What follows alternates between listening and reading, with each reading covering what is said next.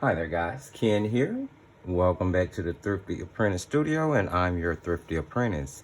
Today we're going to have us a really quick watercolor painting tutorial.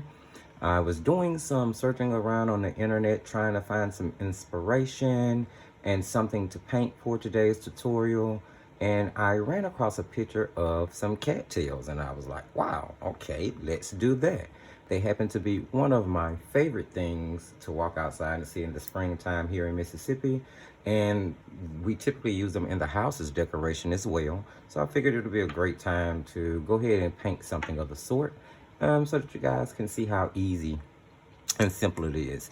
I just have a piece of 140-pound watercolor paper here, and it's cut to 4.5 by 6.5 because I'll be using it as a panel for a greeting card.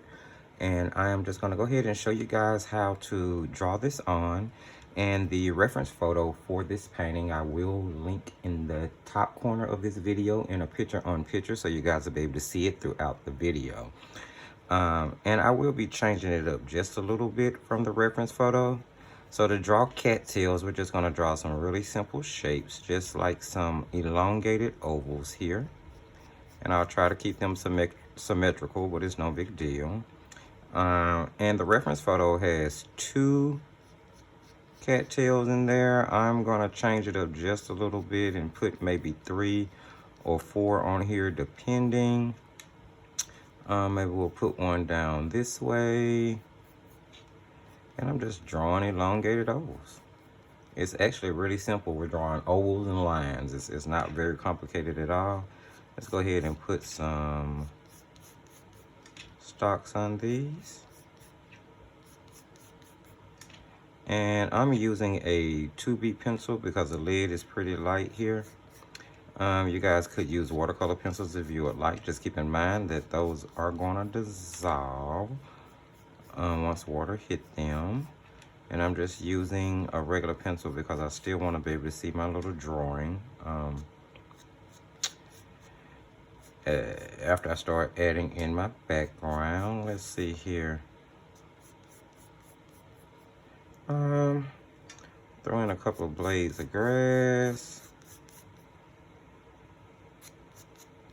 here, like so. Maybe one over here, coming up this way. You guys can adjust this accordingly, however you want to, just like I'm doing. I don't know, let's see, maybe one more blade of grass going up this way. It's a little bigger coming down this way, like so. And we'll just add our little tops to our cattails here. See, just they kind of point up at the top like that. Some of my curve to try to keep them looking irregular. Try to make sure it doesn't look too stock. Well, it's not too bad. And it's pretty much that simple for the drawing, guys. Just a couple of ovals and lines and a couple of blades of grass. We're going to keep it really simple. We're going to be using Cattail watercolors today.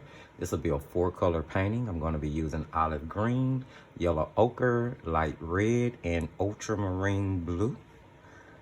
So now that we have that drawn in, I'm just going to grab a large flat brush, and I will be using the colors in the background watered down really well because we want to keep them as light as possible. So I've just grabbed a 3/4 inch flat rolling Lang nickel manta because I know it's going to hold enough water to do what I need to do.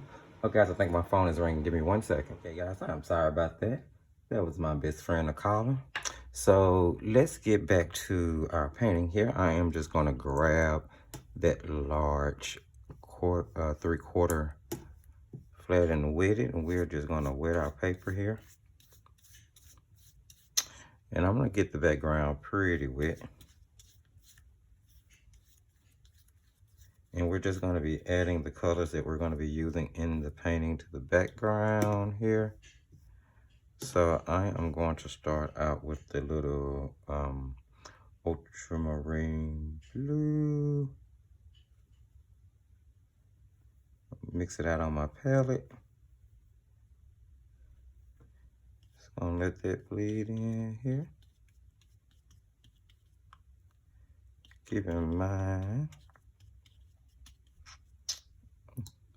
And then I'm gonna take some of that ultramarine with a little of the light red in this set. Just gonna try to make a gray here.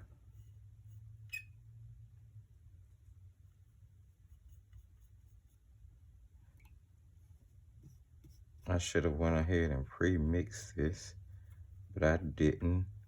It's more of a purple, but I'm gonna go ahead and add that to the bottom. And I'm gonna grab some yellow ochre because we are going to use the yellow ochre to establish a light source here. And we're probably gonna come in from the left side of our paper. And that's just gonna help add some light in. Grab a little bit more of that yellow ochre. Just watering it down a lot there, just so we'll have a bit of a light source. And I also think I want to use a little green. Let's try this olive green here.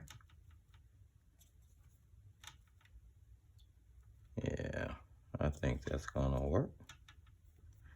And we'll just add that in to our painting as well. It's a little bit stronger. Let those colors kind of blend and run together there. And I think I want my yellow ochre just a little stronger. And then I'm going to dry this, and we are going to come right back to finish this quick painting up. Yeah, that's better. All right, guys, so I'm just going to dry this background, and then we'll come right on back to finish up. Now that our background is dry, guys, I was having one too many interruptions, so I decided to go ahead and speed up the video and voice over the rest. I hope you don't mind. I am just taking a wet brush to dampen the cattails again. I'm going to be using Indian red in the middle. I'll be using a mixture of Indian red and ultramarine blue against the shadow side and yellow ochre against the light source side in order to show the light bouncing off of the cattails. You'll see me take the brush and drag the colors up out of the top of the cattails throughout the tip to make sure that that was painted in without adding too much paint. I'm going to move on and be using olive green and yellow ochre on the blades of grass. I use olive green on the shadow side, and yellow ochre is going to be used on the light source side. Now you guys will notice that I really did do the first 3 blades of grass reverse and put the light source on the wrong side. But remember, if by chance you should make a mistake in your composition, do not give up, do not quit, do not start over. Keep pressing forward, because that composition still may turn out well. And then the best way for us to learn and to grow is to keep painting and to keep moving. Don't worry about your mistakes, guys. They will turn into a learning experience to help make your next painting that much better. After I finish up with the grass, I am going to, the blades of grass that I drew in, I am going to just take a mixture of the paint that I mixed together, guys. I'm sorry, I can't talk all of a sudden. I'm going to take the mixture of the olive green and the yellow ochre with the hint of ultramarine to paint in blades of abstract grass in the background, just to fill in the composition a little more. And then I'm also going to splatter paint into the grassy area. I mean, it's a great way to add a little bit more texture to your painting, as well as a few more elements to a painting that might not have too many. It may seem a little boring or dull, and you want to liven it up a little bit. Guys, I really hope that as this video comes to an end, that you enjoyed the information and techniques that you saw. If you did, don't forget to give it a thumbs up. Remember to subscribe so that you can keep up with all of the latest content uploaded to the channel. Head on over to the Thrifty Apprentice Facebook page and like us there to keep up with what goes on both on and off camera in the studio. Use the comment section. I would love to hear from you guys, and share the video. Remember that sharing is caring. And as I have to tell you at the end of every video, just keep painting.